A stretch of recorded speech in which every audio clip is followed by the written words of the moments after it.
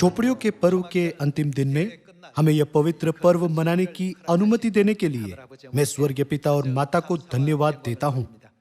मुझे आशा है कि आप पवित्र आत्मा और पर्व की प्रचुर आशीष पाएंगे। आज झोपड़ियों के पर्व के अंतिम दिन में आइए हम उपदेश शीर्षक परमेश्वर के पवित्र आत्मा की आशीष के साथ परमेश्वर का वचन साझा करें। पहले आइए हम लेवी व्यवस्था अध्याय 23 आयत 33 पर एक नजर डालें।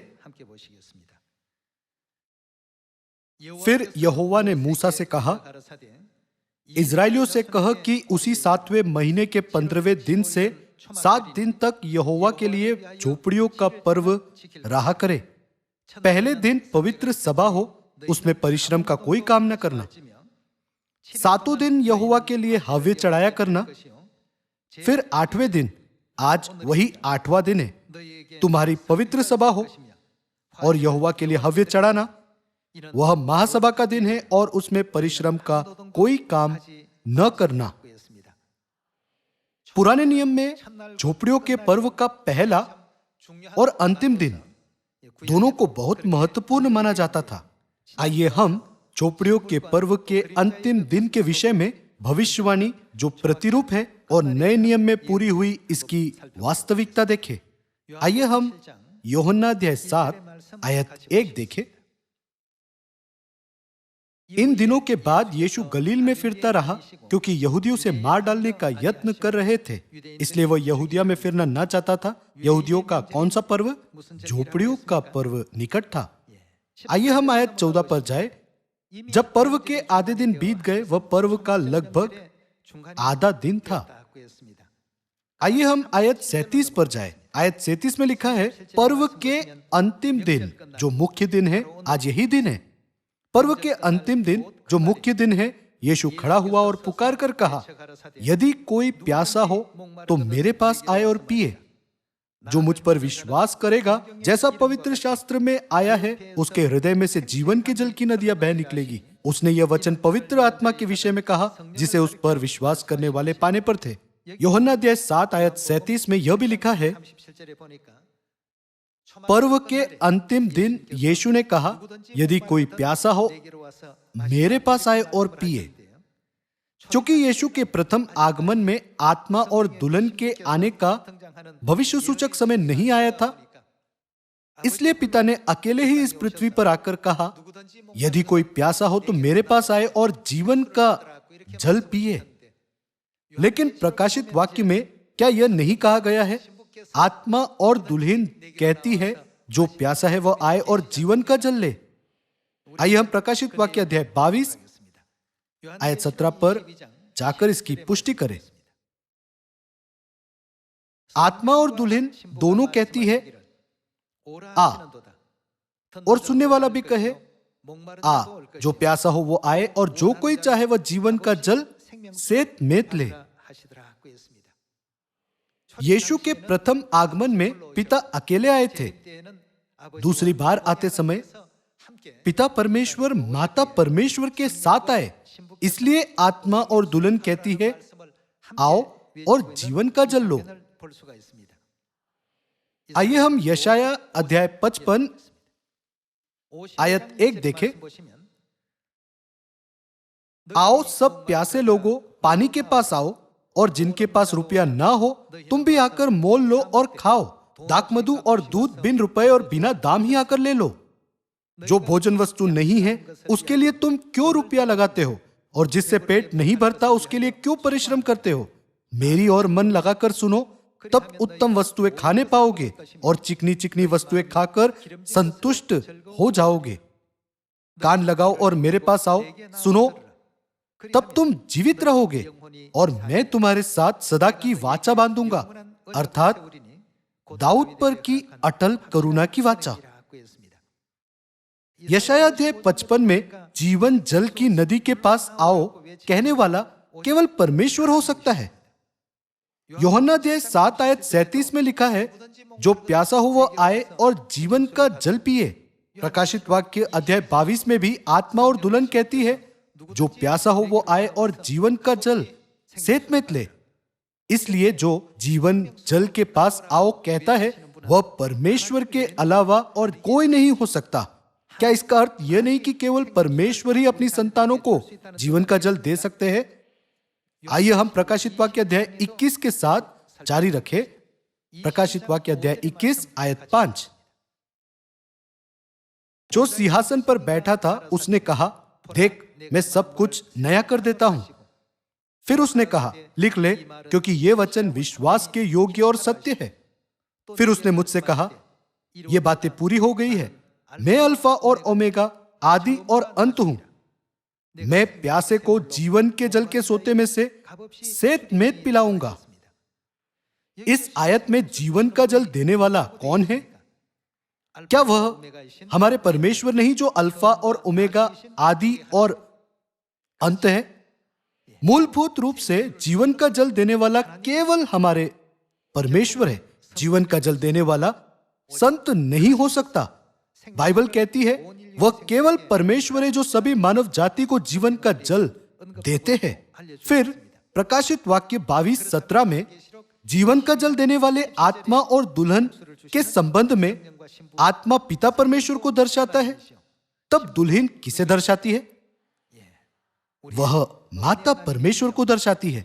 यह भविष्यवाणी की गई है कि कोई और नहीं बल्कि पिता परमेश्वर और माता परमेश्वर सभी मानव जाति को जीवन का जल देंगे।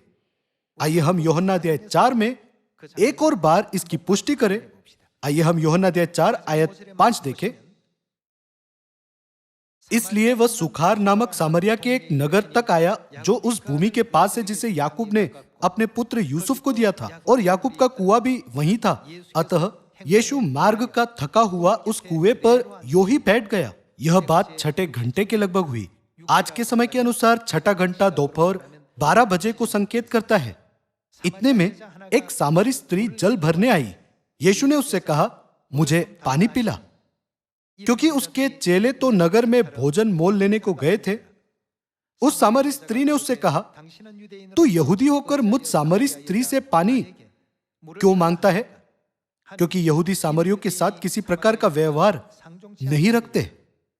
यीशु ने उत्तर दिया, यदि तू परमेश्वर के वरदान को जानती और यह भी जानती कि वह कौन है जो तुझसे कहता है मुझे पानी पिला, तो तू उससे मांगती और वह तुझे जीवन का जल देता। यहां आयत 10 में हम एक बहुत ही महत्वपूर्ण संदेश देख सकते हैं। यदि तू परमेश्वर के वरदान को जानती और यह भी जानती कि वह कौन है जो तुझसे कहता है मुझे पानी पिला, यदि वह जानती कि यीशु कौन है, तो वह क्या करती? तो तू उससे मांगती और वह तुझे जीवन का जल देता। फिर क्या इसका मतलब यह नहीं कि कोई भी नहीं है बल्कि परमेश्वर ही है जो हमें जीवन का जल दे सकते हैं? इसके माध्यम से हम महसूस कर सकते हैं कि केवल परमेश्वर ही हमें जीवन का जल दे सकते हैं। लेकिन प्रकाशित वाक्य अध्याय 22:17 में हम देख सकते हैं कि आत्मा और दुल्हन जीवन का जल देते हैं। इसलिए क्या आत्मा और दुल्हन हमारे परमेश्वर नहीं? वे वास्तव में हमारे अनंत परमेश्वर अर्थात पिता परमेश्वर और माता परमेश्वर है। अब झोपड़ियों के पर्व और जीवन के जल के बीच संबंध के लिए आइए हम जकरिया अध्याय 14 आयत 16 देखें। तब जितने लोग यरूशलेम पर चढ़ने वाली सब जातियों में से बचे रहेंगे, वे प्रतिवर्ष राजा को अर्थात सेनाओं के यहोवा को दंडवत करने और झोपड़ियों का पर्व मानने के लिए यरूशलेम को जाया करेंगे। और पृथ्वी के कुलों में से जो लोग यरूशलेम में राजा अर्थात सेनाओं के यहोवा को दंडवत करने के लिए न जाएंगे, उनके यहाँ क्या ना होगी? वर्षा किसको संकेत करती है? भविष्य सूचक रूप से यह पवित्र आत्मा को संकेत करता है। उनके यहाँ वर्षा ना होगी। यदि मिस्र का कुल वहां न आए तो क्या उन पर वह मरी ना पड़ेगी जिससे यहोवा उन जातियों को मारेगा जो झोपड़ियों का पर्व मानने के लिए न जाएंगे? यह मिस्र का और उन सब जातियों का पाप ठहरेगा जो झोपड़ियों का पर्व मानने के लिए न जाएंगे। वह क्या है जो हम झोपड़ियों के पर्व में पा सकते हैं? जीवन का जल और पवित्र आत्मा प्राप्त करने के तथ्य से गहराई से जुड़ा हुआ पर्व झोपड़ियों का पर्व है। क्या परमेश्वर ने इजरायलियों को मंदिर के निर्माण का जश्न मनाने के लिए ही झोपड़ियों का पर्व प्रदान नहीं किया था? इसलिए तंबू और झोपड़ियों का पर्व घनिष्ठता से संबंधित है। आइए हम यजेकियल अध्याय 47 में यह पुष्टि करें कि तंबू, जीवन का जल और झोपड़ियों का पर्व घनिष्ठता से संबंधित है। आइए हम यजेकियल अध्याय 47 आयत 1 देखें। फिर वह मुझे भवन के द्वार पर लौटा ले गया और भवन की देवड़ी के नीचे से एक सोता निकलकर पूर्व की ओर बह रहा था। भवन का द्वार तो पूर्वमुखी था और सोता भवन की दाहिनी ओर और वेदी की दक्षिणी ओर नीचे से निकलता था। यहां लिखा है जल भवन से निकल रहा था।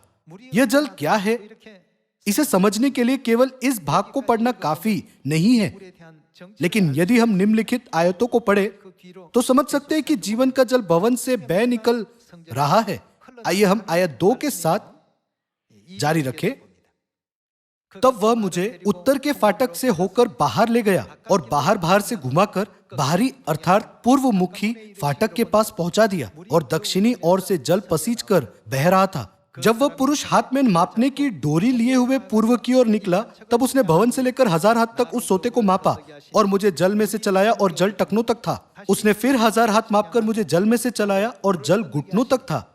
फिर और 1000 हाथ मापकर मुझे जल में से चलाया और जल कमर तक था। तब फिर उसने 1000 हाथ मापे और ऐसी नदी हो गई जिसके पार मैं न जा सका, क्योंकि जल बढ़कर तैरने के योग्य था, अर्थात ऐसी नदी थी जिसके पार कोई न जा सकता था। तब उसने मुझसे पूछा, हे मनुष्य के संतान, क्या तूने यह देखा है? तब उसने मुझे नदी के किनारे किनारे लौटाकर पहुंचा दिया। लौटकर मैंने क्या देखा कि नदी के दोनों तटों पर बहुत से वृक्ष है। तब उसने मुझसे कहा, यह सोता पूर्वी देश की ओर बह रहा है और अराबा में उतरकर ताल की ओर बहेगा और यह भवन से निकला हुआ सीधा ताल में मिल जाएगा और उसका जल मीठा हो जाएगा। जहां जहां यह नदी बहे वहां सब प्रकार के बहुत अंडे देने वाले जीव जंतु जिएंगे और मछलियां भी बहुत हो जाएगी, क्योंकि इस सोते का जल वहां पहुंचा है और ताल का जल मीठा हो जाएगा। और जहां कहीं यह नदी पहुंचेगी वहां सब जंतु क्या जिएंगे। तब यह जल क्या है? क्योंकि जहां कहीं यह नदी पहुंचेगी वहां सब जंतु जिएंगे, तो क्या यह जल जीवन का जल नहीं? आपको क्या लगता है कि इस नदी का नाम क्या होना चाहिए? यह जीवन जल की नदी है। जहां कहीं यह नदी पहुंचेगी वहां सब जंतु जिएंगे। आइए हम आयत 10 देखें। ताल के तट पर मछुए खड़े रहेंगे और एन गदी से लेकर एनेग्लेम तक वहां जाल फैलाए जाएंगे और उन्हें महासागर की सी भांति भांति की अनगिनत मछलियां मिलेगी। परंतु ताल के पास जो दलदल और गड्ढे हैं उनका जल मीठा ना होगा, वे खारे ही रहेंगे। नदी के दोनों किनारों पर भांति भांति के खाने योग्य फलदायी वृक्ष उपजेंगे, जिनके पत्ते न मुरझाएंगे और उनका फलना भी कभी बंद न होगा, क्योंकि नदी का जल कहां से? पवित्र स्थान से निकला है। उनमें महीने महीने नए नए फल लगेंगे। उनके फल तो खाने के और पत्ते औषधि के काम आएंगे। जीवन का जल सारी मानव जाति को बचाता है। यह कहां से बह निकलता है? यह पवित्र स्थान से बह निकलता है। जहां कहीं यह जीवन का जल बहता है उससे मर रहे लोग जीने लगते हैं। एजेकियल अध्याय 47 में लिखा है कि यह जल पवित्र स्थान में से निकलता है। इस आयत से परमेश्वर हमें एक बहुत ही महत्वपूर्ण सुराग दे रहे हैं। आइए हम जकरिया अध्याय 14 निकाले। जकरिया अध्याय 14 आयत 7। और लगातार एक ही दिन होगा जिसे यहोवा ही जानता है, ना तो दिन होगा और न रात होगी, परंतु सांझ के समय उजियाला होगा। उस दिन कहां से बहता हुआ जल फूट निकलेगा? यरूशलेम से। एजेकियल अध्याय 47 क्या कहता है कि जल कहां से निकला है? पवित्र स्थान और यरूशलेम के बीच एक बहुत ही महत्वपूर्ण संबंध है। मूलभूत रूप से इन दो वचनों का एक ही अर्थ है। तंबू की वास्तविकता को परमेश्वर जकरिया अध्याय 14 आयत 8 में प्रकट करते हैं। उस दिन यरूशलेम से बहता हुआ जल यानी जीवन का जल फूट निकलेगा। उसकी एक शाखा पूरब के ताल और दूसरी पश्चिम के समुद्र की ओर बहेगी और धूप के दिनों में और जाड़े के दिनों में भी बराबर बहती रहेगी। जीवन का जल हमें केवल कौन दे सकता है? जीवन के जल का स्रोत कौन है? जीवन के जल का स्रोत यरूशलेम है। फिर तो हमारे लिए जीवन के जल का स्रोत अर्थात यरूशलेम को खोजना अनिवार्य है। परमेश्वर ने बाइबल में सभी वचन को जोड़ा है ताकि परमेश्वर के लोग उन्हें खोजकर परमेश्वर के पास आ सके। आइए हम गलातियों अध्याय 4 आयत 26 देखें। पर ऊपर की यरूशलेम, जीवन का जल कहां से बह निकलता है? यरूशलेम से।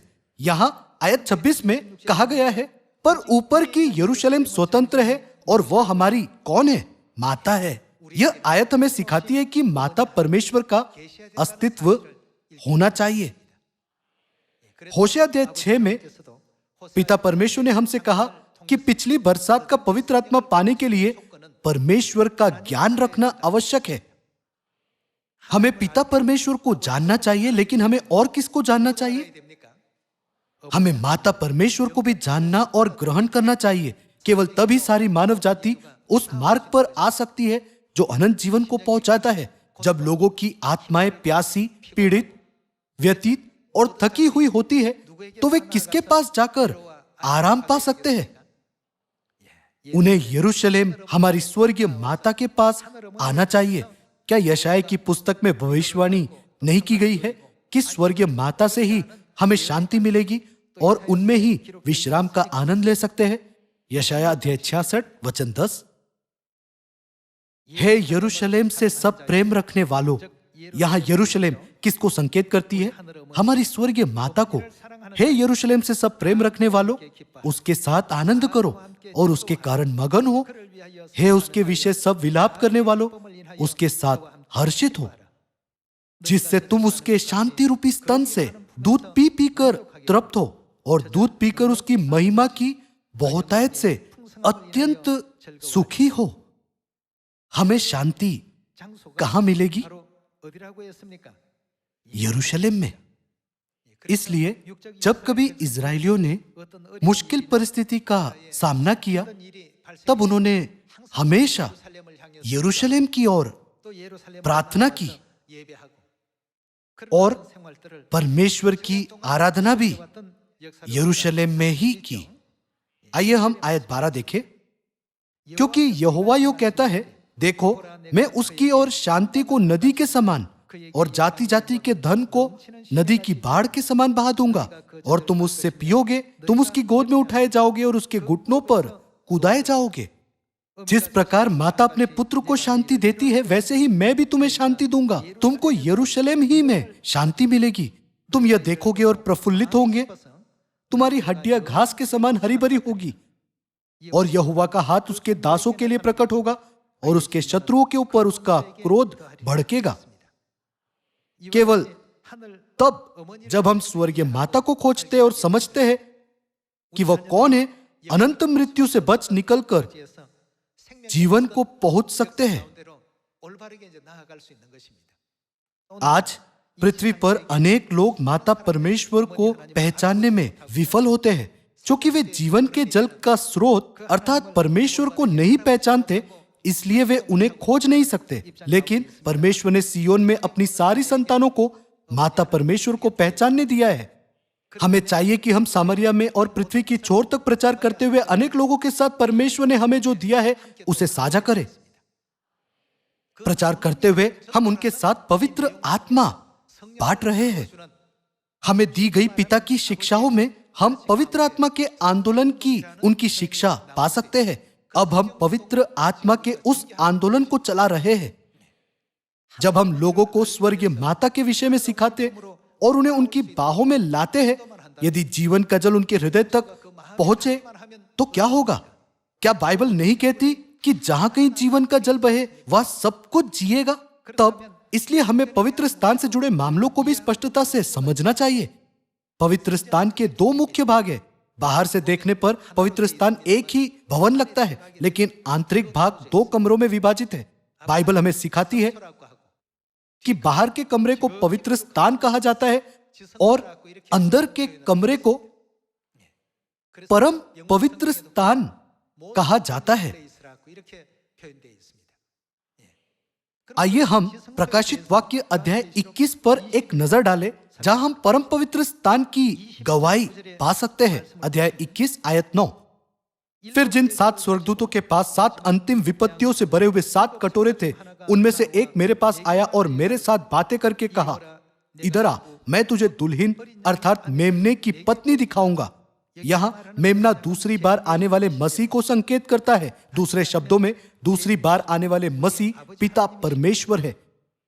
तब मेमने की पत्नी हमारी कौन है? वह हमारी माता अर्थात माता परमेश्वर है। इधर आ, मैं तुझे दुल्हन अर्थात मेमने की पत्नी दिखाऊंगा। आयत 10। तब वह मुझे आत्मा में एक बड़े और ऊंचे पहाड़ पर ले गया और पवित्र नगर यरूशलेम को स्वर्ग से परमेश्वर के पास से उतरते दिखाया। स्वर्गदूत ने स्वर्गीय माता को पवित्र नगर यरूशलेम के रूप में दिखाया। आयत 11।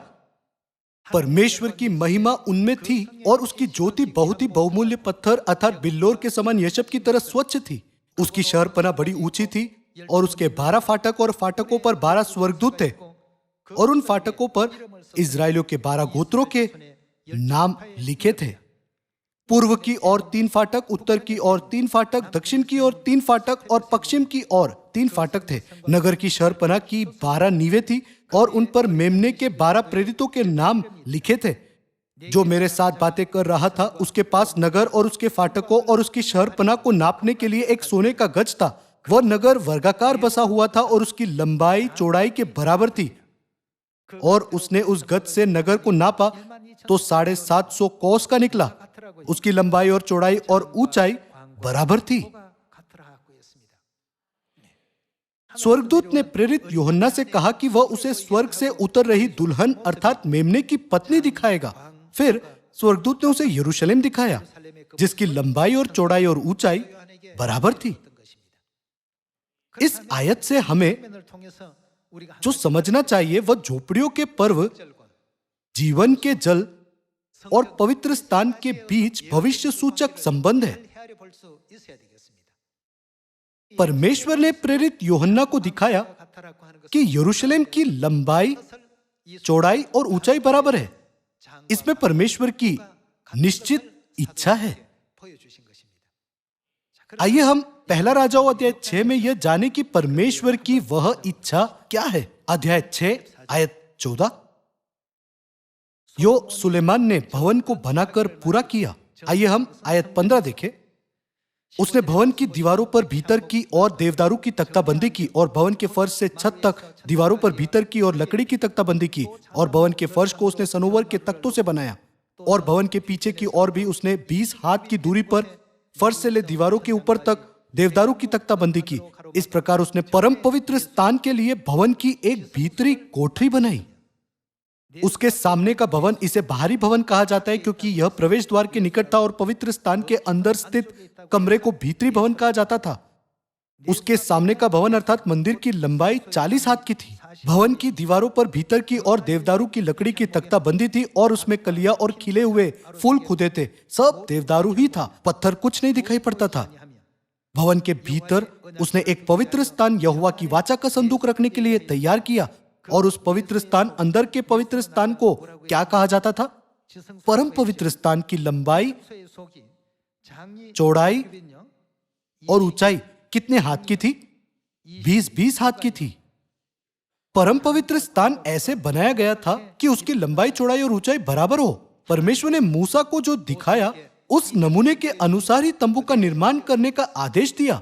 परम पवित्र स्थान के अलावा ऐसा कोई स्थान नहीं जिसकी लंबाई, चौड़ाई और ऊंचाई बराबर हो।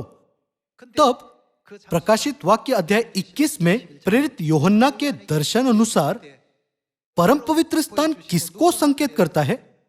वह यरूशलेम को संकेत करता है। गलातियों अध्याय 4 में ऊपर की यरूशलेम को क्या कहता है? वह हमारी माता है। पवित्र स्थान में परम पवित्र स्थान सबसे पवित्र स्थान है। पिता ने मैं माता का पालन करता हूं क्यों कहा? क्या हमें इसके बारे में सोचने की जरूरत नहीं है? एलिशा ने एलिया का पालन किया, यहोशू ने मूसा का पालन किया, पतरस ने यीशु का पालन किया और मैं माता का पालन करता हूं। आज आइए हम एक और बार सोचें कि क्यों पिता ने ऐसा कहा। हमें भी हम माता का पालन करते हैं कहने में सक्षम होना चाहिए। आइए हम इस प्रकार के विश्वास से माता का अंत तक पालन करें और विश्व सुसमाचार को पूरा करें ताकि हम सब स्वर्ग के अनंत राज्य में प्रवेश कर सके। एजेकियल के अनुसार जहां कहीं माता का प्रचार किया जाता है वहां क्या होगा? सब जंतु जिएंगे। आज झोपड़ियों के इस पर्व में क्या हमारे इस बात को समझना कि जीवन के जल का स्रोत कौन है महत्वपूर्ण नहीं? एजेकियल अध्याय 47 कहता है कि जीवन का जल पवित्र स्थान से बह निकलता है। पवित्र स्थान को दो भागों में विभाजित किया गया है। आंतरिक भाग को परम पवित्र स्थान कहा जाता है और बाहरी भाग को पवित्र स्थान कहा जाता है। केवल परम पवित्र स्थान में ही जीवन का वृक्ष पाया जाता है। वहां करूब और वाचा का संदूक भी है। करूब के परम पवित्र स्थान में होने का मतलब क्या है? इसका अर्थ है वहां जीवन का वृक्ष होना चाहिए। परम पवित्र स्थान में ही जीवन का वृक्ष है। परम पवित्र स्थान में महायाजक वर्ष में केवल एक बार ही प्रवेश कर सकते थे। जब हम आत्मिक दृष्टिकोण से यह विचार करते हैं कि परम पवित्र स्थान कितना पवित्र है, तब क्या हमें उस तरीके को भी समझना नहीं चाहिए जिससे हम पिता और माता की सेवा और आदर करते हैं? मैं आपसे एक और बार पूछता हूं, क्या हमारा इस बात पर विचार करना महत्वपूर्ण नहीं? आज झोपड़ियों के पर्व में परमेश्वर ने हम पर बहुतायत से पिछली बरसात का पवित्र आत्मा उंडेल दिया है। सैकड़ों बार झोपड़ियों का पर्व मनाकर भी यदि आप यह ना जाने कि स्वर्गीय माता कौन है, तो वह पवित्र आत्मा जो आपने पाया है निरर्थक होगा।